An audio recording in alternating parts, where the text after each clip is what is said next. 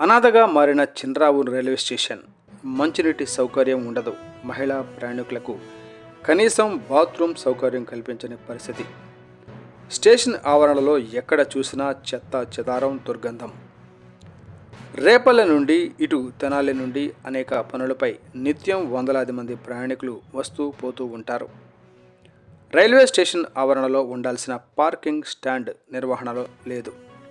కారణాలు ఏమైనప్పటికీ కానీ సదరు నిర్వాహకులు, రైల్వే స్టేషన్ సిబ్బంది చేతులెత్తేసిన వైనం.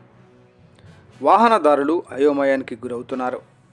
స్టేషన్ ఆవరణలోని మోటార్ వెహికల్ స్టాండ్లో తప్పనిసరి పరిస్థితుల్లో తమ వాహనాలను నిలిపి ప్రయాణించాల్సి వస్తుంది. తమ వాహనానికి గ్యారంటీ లేదని బిక్కుబిక్కుమంటూ ప్రయాణించాల్సి వస్తుంది. ఇప్పటికైనా రైల్వే స్టేషన్ సిబ్బంది పరిసరాలను శుభ్రపరిచి మోటార్ సైకిల్ స్టాండ్ను పునరుద్ధరించాలని రైల్వే ప్రయాణికులు కోరుతున్నారు.